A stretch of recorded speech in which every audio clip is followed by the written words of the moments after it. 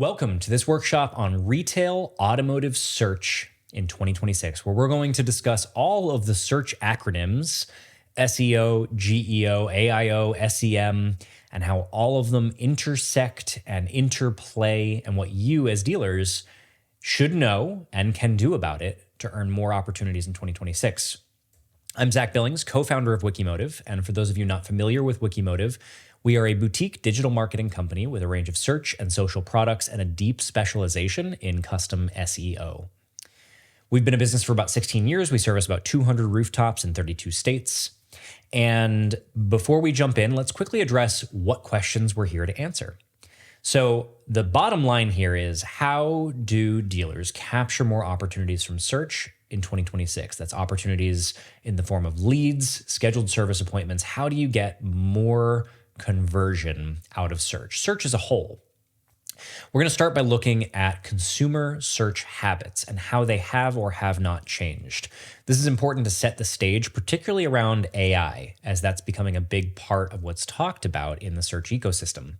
We're then going to move into which searches or prompts, in the case of AI, drive opportunities, right? There are some that do and there are some that don't. It's very important that you understand the difference so that you, or more accurately, your vendor in many cases, are aligning those correct searches that are going to drive opportunities. We're going to look at why a lot of SEO solutions in automotive fail. There's a very good and concrete reason why that happens. And we're going to look a little bit more closely at what you should be thinking about when you're measuring SEO, whether you're doing it with your own data or whether you're looking at vendor reporting. What should that look like and what things need to be accounted for? We're going to look at SEO and SEM and how the two should be complementary of one another. Whether it's different vendors or the same vendor, the two need to be considered when balancing the other. Otherwise, you end up with overlap and waste. We're going to talk about that. And finally, we're going to wrap up with AI again. We're beginning with how consumer habits are changing. We're going to wrap up with what role AI is playing in the search ecosystem, what role it is not playing in the search ecosystem, so that you can properly align your efforts in 26. So let's start with consumer habits. How are they changing? And to begin, I want to talk about the innovation adoption curve. This is used in all industries to just generally model how consumers at large adopt new technology.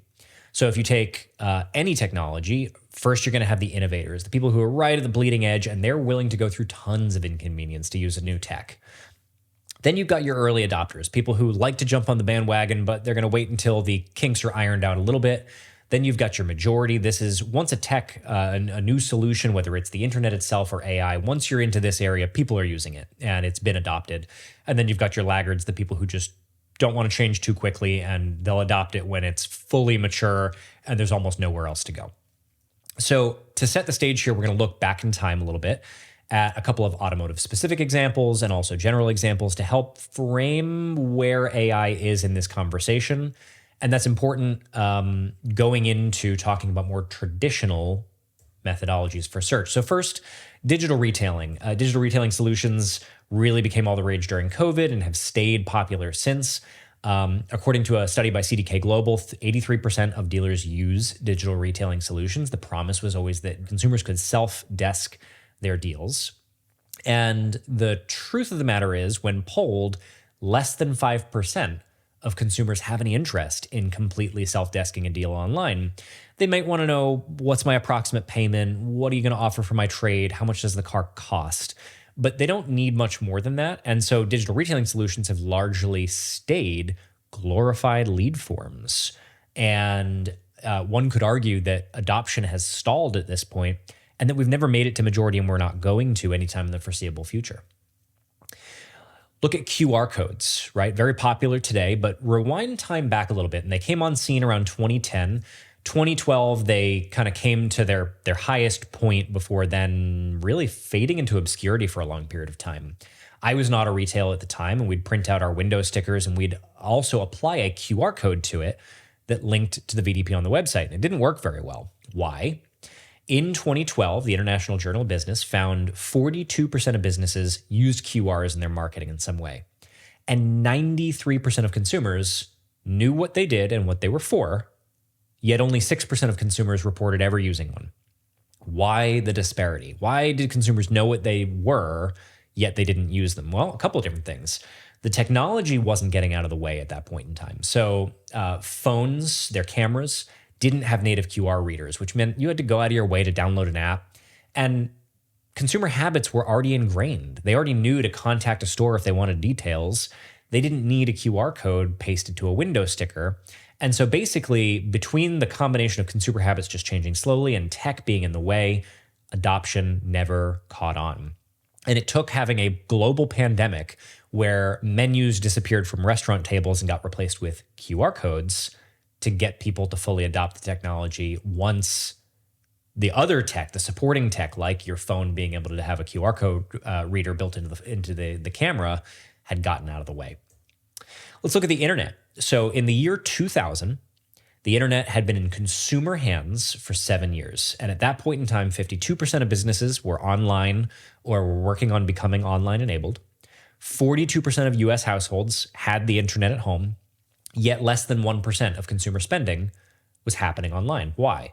Why are 42% of people online, a similar number of businesses, but only 1% of spending is happening there?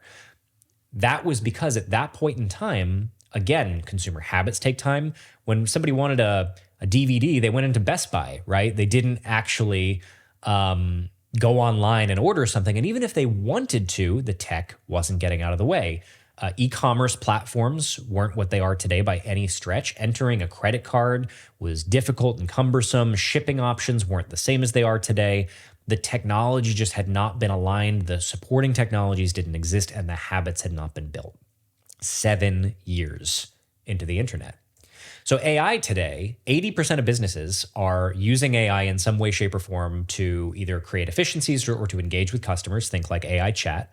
78% of consumers are using an LLM on a regular basis. So that's ChatGPT, Gemini, Grok. Yet current studies are showing there is no measurable amount of economic activity happening as a result of LLMs, not directly anyway. So I use ChatGPT every day. Yet when you try to get through to like actually buying the product, very few connecting solutions exist and consumer habits are not there. I'll talk more about this in a little bit. So let's look at the intent of searches. Keywords, queries, prompts. These are just all different words for somebody put in a thing searching for another thing, okay? If it's in Google, you'd usually call it a query or a keyword. If it's into an LLM like ChatGPT, you'd call it a prompt. But at the end of the day, if you're searching for a Silverado for sale, it's just different ways of phrasing the same intention. So it's intent that we care about, and we want to know which ones drive opportunities. So if we look at these different types of keywords, you can see somewhat intuitively why some would drive opportunities and some maybe less so. So Jeep dealers, what does someone mean when they type that in? They either want to buy a new Jeep, buy a used Jeep, or they want to service a Jeep, but they don't want a pizza, and they're specifically looking for a dealership, right? So you can infer some meaning. Silverado for sale, do they want to buy new or used? I don't know from that keyword, but if they want to buy a Silverado, they want it locally, and they want it soon.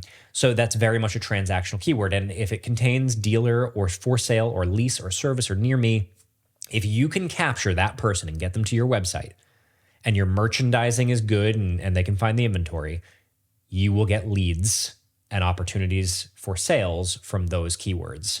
Branded keywords are also transactional, but they're granted in that if you're John Smith C2JR and someone types in John Smith C2JR in Google, you're going to get that click automatically.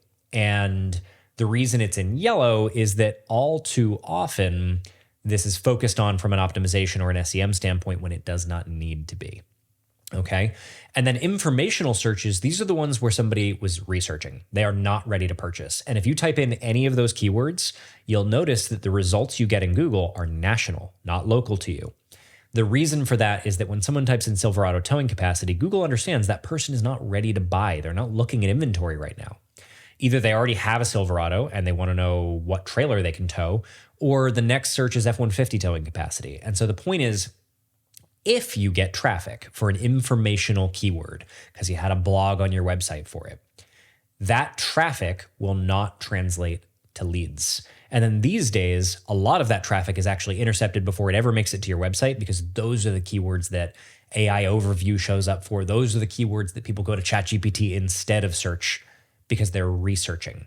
So years ago and today, informational keywords do not translate to opportunities, to leads. You need to focus on transactional keywords, but you also need to think about how often are they searched, because it's easy to waste money here, especially through the lens of large language models, people that are searching supposedly on ChatGPT or Gemini or Grok. A lot of people are focused on this notion of like best Jeep dealers, best Ford dealers, best Ford dealers near wherever.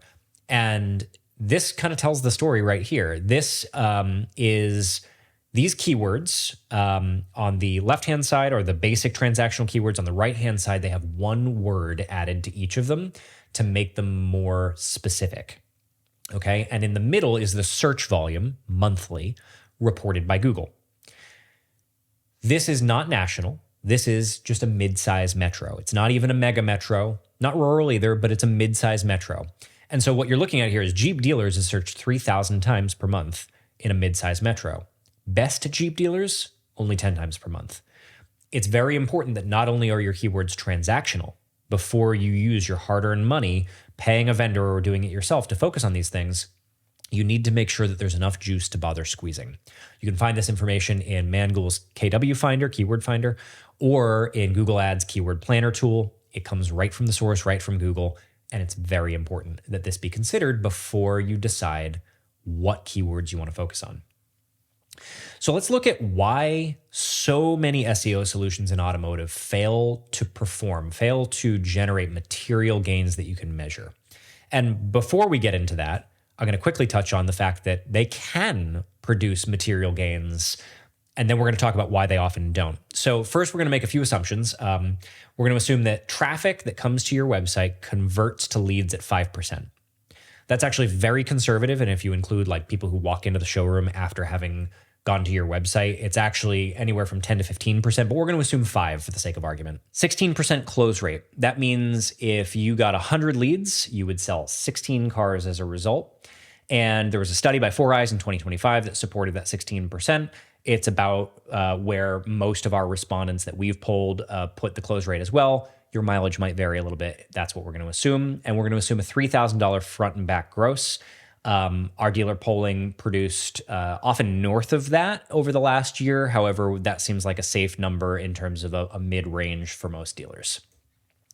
So if you take a keyword that gets 1,000 searches per month in your market area, let's say Ford dealers, the first position of Google Organic returns a 40% click-through rate, okay, according to First Page Sage in a study that they did. So if you get 1,000 searches per month and you get to position 1, you get 400 visits to your website. And at a 5% close rate, which was conservative, you'd have 20 leads. At a 16% close rate on those leads, you'd have 3.2 sales. And we can do decimals here because we're going to run this over the course of a year when we do our math. And so at a $3,000 gross, you'd have $9,600 per month in gross by getting to position 1 for 1,000 search per month keyword. And here's the cheat sheet. This is what you should use when thinking about, are there enough searches for a given keyword to justify what I'm going to spend to get the ranking? 10 searches per month? Probably not, because you're going to spend more than $1,000 just in SEO to get the ranking, and you're only going to see a maximum of a $1,000 a year return. 100 searches per month, you're getting into the money. 1,000, definitely. And if you only make it to position 2, cut the gross figures in half. If you get to position 3, cut them in a quarter. And then quickly, just an example, this is just 10 keywords, not even a whole model lineup, no used car keywords in here. So it's a very limited set based on average search volumes in a normal size market. And if you could get to position 1 for just these 10 keywords, that'd be 300 sales per year that most dealers are not attaining today. So SEO can produce a material amount of gain. Why doesn't it most of the time? The reason is that Google is looking for experience, expertise, authoritativeness, and trustworthiness to be conveyed on your website. And the way that you can convey this is with content. You have to provide a bunch of content that speaks to these 4 parameters. And Google actually provides the top ranking factors on a page of their own making, and you can go look at it yourself. You can just type in Google ranking factors and click on their own resource. First, the meaning of the keyword, is it informational or transactional? Google actually has examples of this in their own page, and they address this. So first you have to figure out, is it a transactional keyword? So let's say Silverado for sale. Next, what's the relevance of the content on your website to the keyword you want to show up for? So if you want to show up for Silverado for sale, but your blog article is Silverado towing capacity, we have a relevance issue there, okay? Next is quality of your content. Is it demonstrating that expertise, that authoritativeness, that trustworthiness? Did we bother taking the time to write great content, or did we take some shortcuts along the way, or ask an LLM to write the piece of content which does not convey expertise? Next is usability. Is your site mobile friendly? Is it fast? Is it easy to navigate? Some of these things you're handcuffed on by your website platform, but some of them you can manipulate and you can update. And then context. Is the person near your store, or are they far away? What have they searched for in the past? These are all things that Google says they primarily consider when looking at how to rank content on the web. And content is 2 out of 5 of those things, and the things that are most within your control. The other ones in the blue bubble are what are known to industry. So in the SEO industry, across many verticals, there is tons of testing done. Every year, there's all these case studies coming out, and they continue to refine what is the current state of these. So behavior signals, what people do on the website, that's important.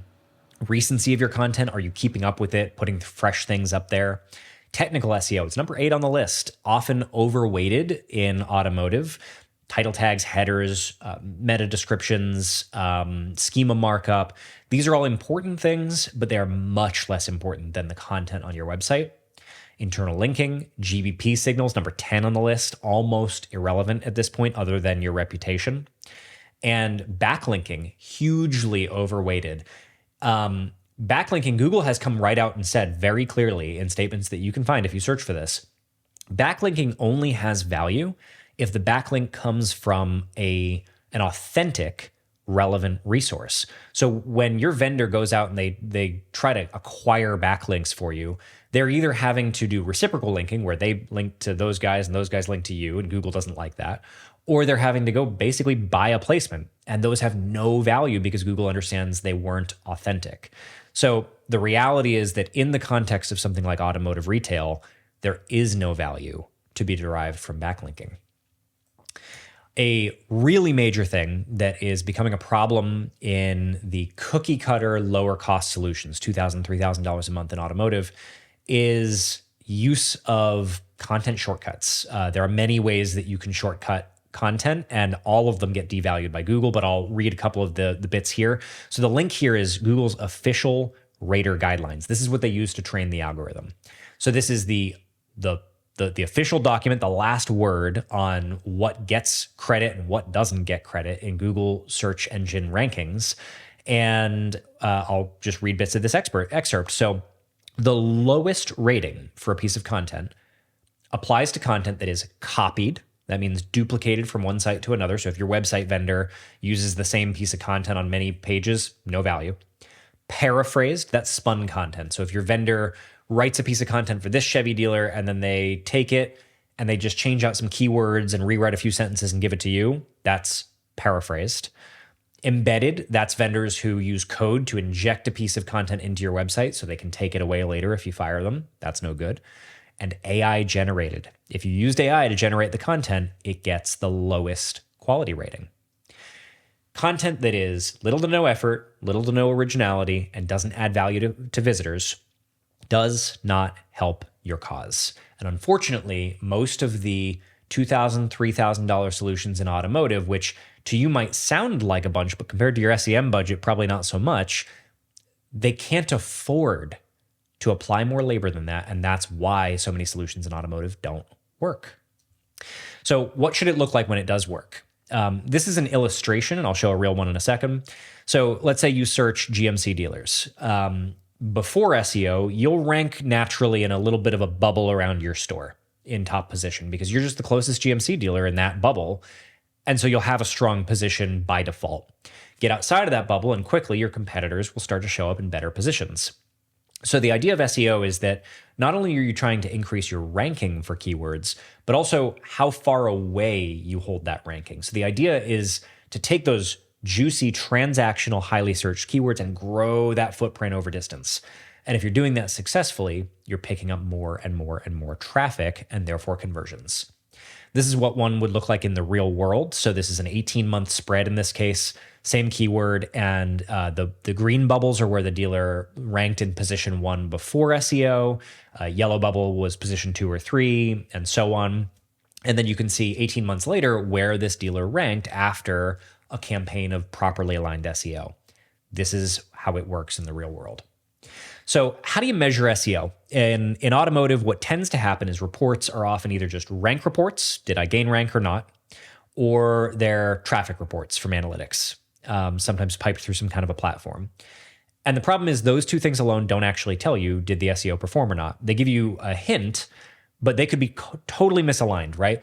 Your rankings, they are only a ranking at one location. So just because your rankings went up doesn't mean they went up all over the place. It just means that they went up where the rank tracking was being performed, which doesn't tell you much.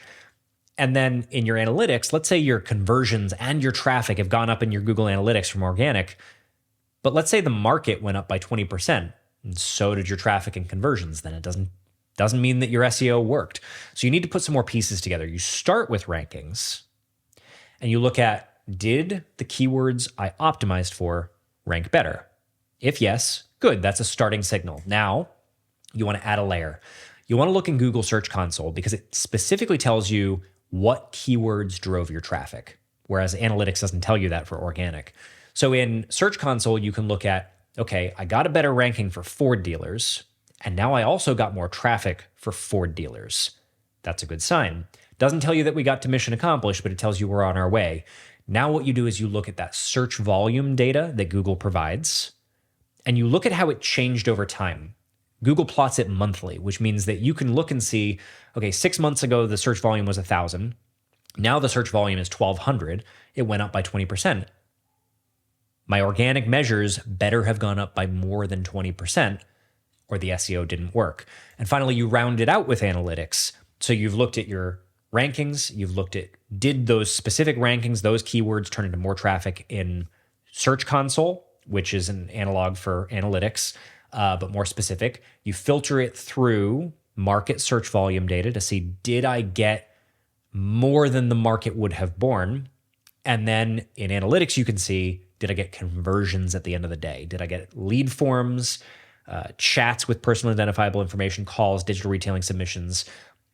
And so if all of these are singing the same tune, and you can see that your deliverables led to an increase relative to market that is supported by all of the underlying information, your SEO worked. And this looks complicated in a graphic. The truth is that it's not that difficult for a well-versed person to be able to very simply distill this down into a handful of metrics that anyone can digest, and your vendor should be doing this for you. Next, let's look at SEO and SEM, how they can be balanced together so that they are complementary, and how to avoid waste by having them overlap. So they're two sides of the same coin, and they are specialized in different areas. SEO has its strength, SEM has its strengths, and you should think about SEM like rented space. You are renting those positions, and it's important to do that because you'd better be renting a roof over your head than be homeless, right? So SEM is important where you can't or haven't yet accomplished an SEO presence. What you don't want to do is be gaining SEO presence or already have it for things like your brand name, and then also be bidding on it with paid, because that's a great way to waste money. When thinking about the two different disciplines, you want to think about what they're good at and what they're not. SEM is very nimble. You can change targeting on a dime. It's very tactical in that way. For specific inventory with like vehicle listing ads, it's great for displaying those. You can't do that with organic. And on the other hand, organic has compounding ROI because you own those positions once you earn them, which means you can constantly be picking up more keywords, more geography, building snow on the snowball, if you will. And the click-through rates are higher, so the total potential upside is significantly more as you get there.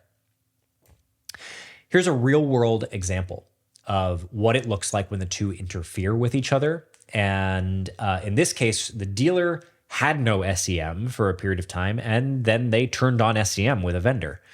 And what we observed when this happened was their organic suddenly took a bite out of it.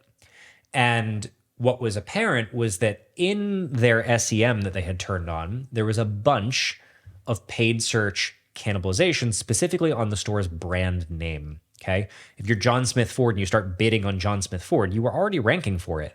So it takes a bite out of organic. And what this does is it makes the SEM metrics look really rosy, and it makes your organic measures look like organic is hurting, like your SEO is getting worse.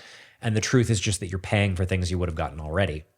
So when we noticed this, we alerted the dealer, and then a short time later, they had the paid search vendor remove all of the branded search from their campaigns, kept the rest of the campaigns running. You don't have to turn off the paid search. It's not evil.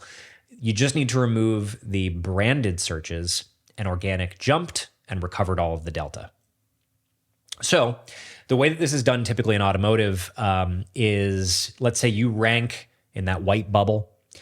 The way that SEM is usually applied is it's just blanketed over the entire area. And there's no real discerning, hey, we should bid heavier here or not heavier here, aside from just where you want to show up.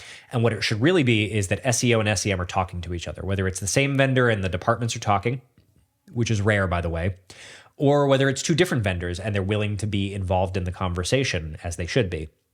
What should actually be happening is if you're really strong on ranking in some radius around your store, let's just say 5 miles, for instance, the SEM either shouldn't be bidding there or should be bidding there with a negative adjustment to avoid significant overlap of your organic. If you're not in a strong position, blanket the area. If you are in a strong organic position, don't blanket the area. And then as organic pushes that radius out and increases the area that the dealer is strong organically, what you want is the paid search to be shifted. It should be shifted geographically outward. And then eventually you get to the point where if you're dominating the market, you can either pocket that SEM spend, or what most dealers opt to do is reinvest it in a new campaign that SEO hasn't yet touched. So let's talk about the state of AI in search, specifically through the lens of retail automotive. To recap, 80% of businesses are AI enabled in some way, shape, or form. 78% of consumers are using AI on a regular basis, using ChatGPT, Gemini, Grok. So adoption is tremendous, and we're far through the majority at this point. There's no questioning that this is a technology in regular use. But for what is the question? Because there aren't transactions taking place as a result of this in any significant volume that can be measured. Why is that? So First Page Sage did a study. Randfishkin also did a study in concert with SEMrush. These are really reputable sources with access to millions of data points. And what they found in a nutshell is that out of all of the search intent that is transactional in nature, okay, 7% of opportunities, click-throughs to websites end up happening as a result of paid search. 92% happens as a result of organic search. You can't capture 92% because the top position doesn't yield 92%, but in total, 92% of opportunities come through organic, and less than 1% in 2025 of click-throughs that are of transactional nature come from LLMs or generative AI. Why such a tiny number? There's a very good reason. As you look at this flow chart, we're going to go through the steps. And on average, an LLM prompt string, so like if you're having a conversation with ChatGPT, the average number of things that you will say in a given string is 8. So this is pretty representative of a typical progression. Okay, this is basically 7. So it starts with discovery. Let's say you're a consumer and you want a new truck, you want it to be under 60K. You ask ChatGPT, what are my options? It'll list all of the half-ton pickups. You say, okay, I want it to be made in the United States. ChatGPT says, all right, F-150, Ram 1500, and Tundra are made in the United States. You say, I do a lot of highway driving and I want it to have hands-free cruise control.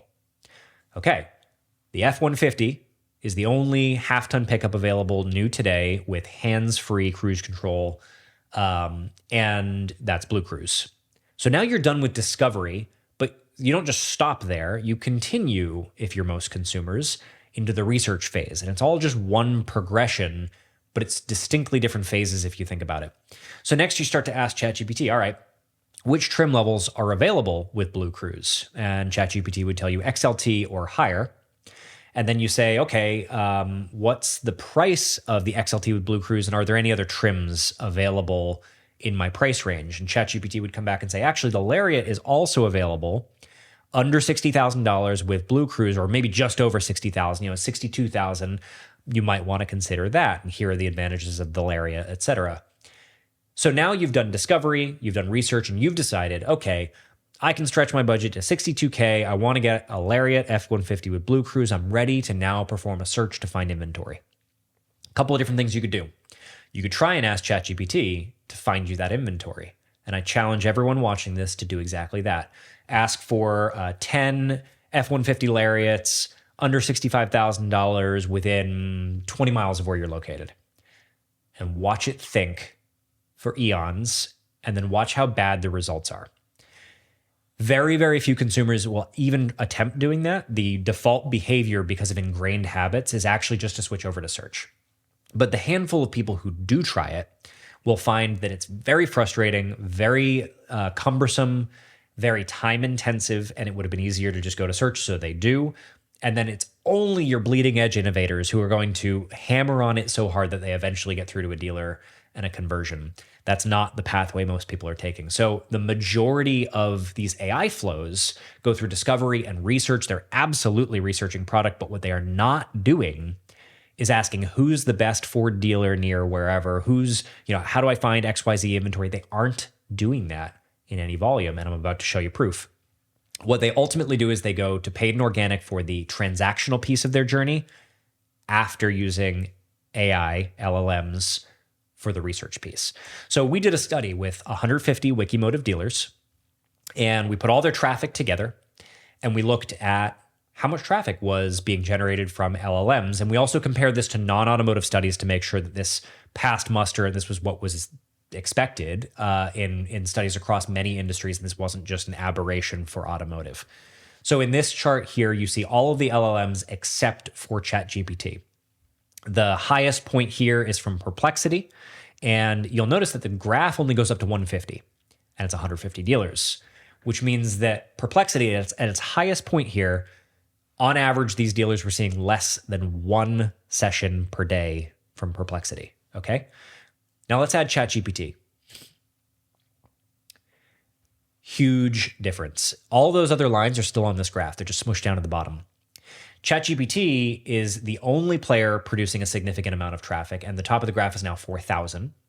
And that rate of climb is what's called a quadratic curve. And for those who aren't math nerds, basically that just means that it squares with the amount of time elapsed. So it's not quite exponential, but it is a lifting curve, okay? And what's great about this is that A, it matches what's typical for emerging technology adoption. B, we can model it into the future. So let's add Bing Organic to the same graph. AI is still there.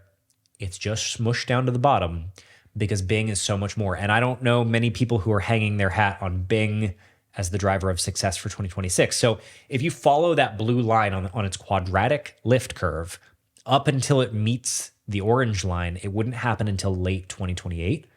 And if you add Google to the picture, even Bing looks pretty irrelevant, and you can't even see movement on the AI line.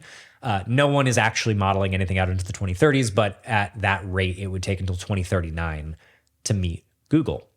So why is this? A study was done by SparkToro in conjunction with Datos, looking at millions of devices and their behavior. So over a 2-year period, the magenta bars is the increase in people using LLMs like ChatGPT, et cetera, 10 times a month or more. So this is like legit users, heavy users. And by mid last year, it was up to 21%, but it was kind of plateauing, and it actually has plateaued even more since.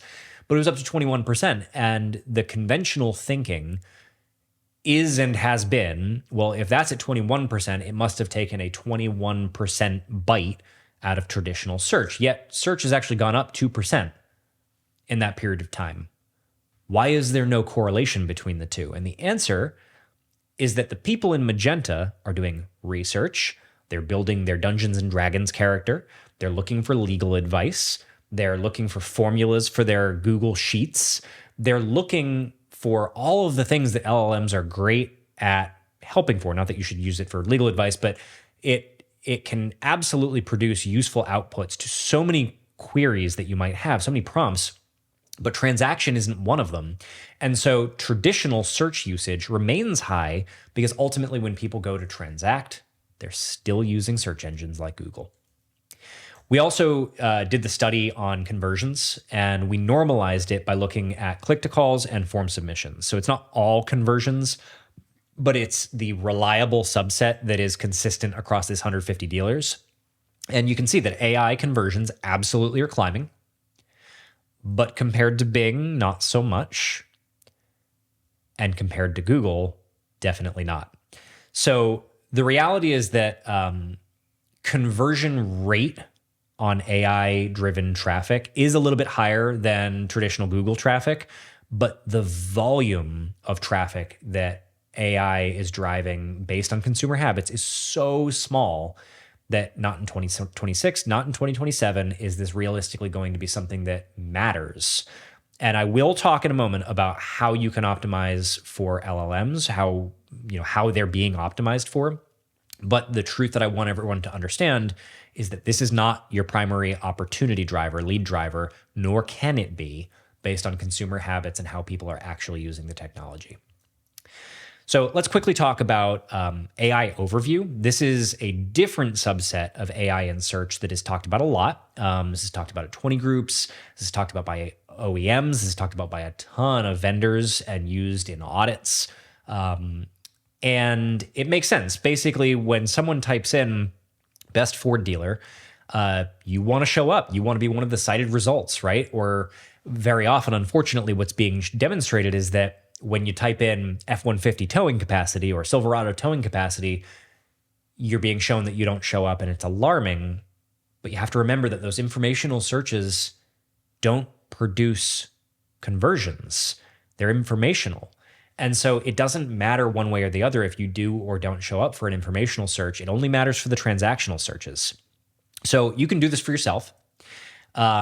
You can test the transactional searches, test the informational ones. The transactional ones either won't produce an AI overview, or the few that do, it will be further down the page. Now, if you add best, and so let's say you put in best Jeep dealers, you might find an AI overview. And here's the statistic that you want to be keeping very much top of mind when you decide if you're worried about AI overview or not. The statistic is 11% of transactional search queries on Google will produce an AI overview. 11% is not none. I think we can all agree.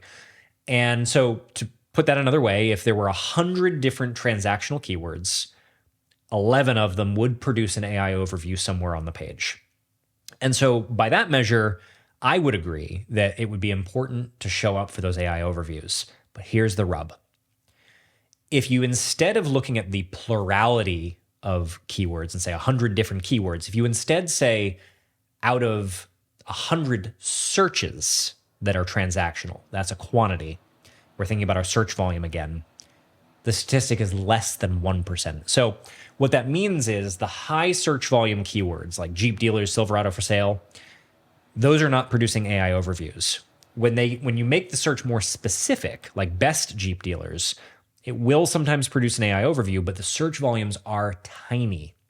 So if you're chasing showing up in AI overviews specifically, the problem is you only stand to get less than 1% movement by doing that. And oh, by the way, Google themselves have actually come out and explained at this point that traditional SEO practices are the only thing that is influencing AI overview sourcing and citations, and therefore the things that appear in the sidebar there for resources. Traditional SEO is it. So those are all cluing off of the top, typically 5 positions of search. So if you have SEO that's working, this space is already covered, whether or not it's actually relevant. Now, let's go back to LLMs for a moment and talk about GEO, AEO, LLMO. So many vendors are putting this in their pitches and their service set now. Some are even charging unique service fees for it. And I want to address what a vendor can or cannot do about this, what you as a dealer can or cannot do about this. So first of all, you can have an influence on how you would show up. The data is already suggesting that not a lot of people are searching near the bottom of the funnel. So it's debatable if it's actually useful to show up at this point. But let's say you're convinced that it will be in the future and you want to make sure you're getting out in front of it. I would agree with that as a mentality. We certainly are attentive to where is GEO going in the future so that we can stay out in front of it for our dealers. So I agree with the premise. Here's the thing. Reviews, mentions, basically your reputation online is the number one ranking factor when it comes to how you show up in an LLM. If you put in best for dealers near wherever you're located, and then you ask ChatGPT, why did you rank those that way? Basically, the answer that you're going to get is it was a combination of distance from you and reputation. So the number one way that you can optimize yourself to show up on an LLM is just to treat your customers right and solicit for good quality reviews. That's the single biggest lever that exists. And that's not a service that a vendor is going to provide for you, at least not an SEO vendor, right? What you're really talking about is going to Podium or Reputation.com or somebody like that and paying them to help you get more reviews. This isn't an SEO play. Now, SEO, traditional SEO, does actually have a big impact on LLMs depending on what's being searched for. And the test down at the bottom of this slide demonstrates that ChatGPT is using Google search when you're doing like something that would be a low funnel search. And it proves that it uses Google for searches. And especially when you're doing low funnel, you're asking for live inventory. You're looking for dealers in the area. It has to use a Google search for that because it doesn't have that stored in its onboard memory. So traditional SEO will impact LLM visibility, but not because it's using it as a ranking factor, but because it's querying search engines. The other thing that is really commonly talked about at this point is structured markup or schema data. And the realities are this. First of all, it's debatable if those are actually impactful to GEO, because what we're observing is that if you give a page to, say, ChatGPT and you ask it what's on this page and is there schema markup that's set up as it should be, it'll say, no, there's not schema markup that should be there. But then also if you asked it what's on the page, it knows what's on the page. And if you ask it, well, how'd you know what's on the page? If you didn't see the schema markup, it'll say, well, I can read the page like a human being. So the question is very much jury out on, is schema markup even a factor that can have any influence? And then if it is, how much of an influence can that be? Now, we're doing it for our dealers as a future-proofing step in case. It's also a good technical SEO thing to be doing. So it sort of just falls into SEO disciplines anyway. And really the bottom line here is that your reputation will matter. And beyond that, the only things that are known that are realistically going to impact your GEO are covered by SEO. So I strongly recommend that people shy away from buying dedicated GEO products. Those are really intended to have one more thing to sell. Your vendor should definitely be paying attention to the GEO landscape and what's impacting visibility and how those search habits are changing over time. But what you don't want to do is fall prey to the promise or the fear of missing out surrounding, hey, I need to show up in LLMs, when that's not where the opportunity is, nor is it something that can realistically be optimized for beyond your reviews. So to recap, we're answering the question, how do dealers capture opportunities from search in 2026? First of all, you need to remember that consumer habits have not radically changed despite the fact that AI has become available. We need to remember that only transactional keywords can actually change your opportunity levels. Informational keywords do not increase your ability to generate leads to ultimately sell cars or service cars. You need to be focused on transactional exclusively.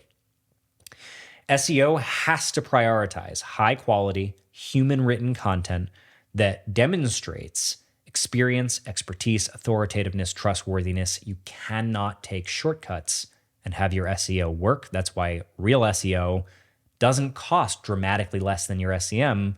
It's more like a 1-to-1 ratio between what you really should be spending on them. And that's true in other verticals like medical, legal, home services. 1-to-1 ratio is typically what you find. Don't believe me? Go ask ChatGPT what is typical in other industries with ratios between SEO and SEM, and you'll find about that. SEO and SEM should be balanced between the two, and I would say that early on in that balancing act, SEM may want to get a bit more of the budget because you have to in order to cover those bases, but as time goes on, SEO should be doing a larger share of the lifting and has the higher potential for ROI.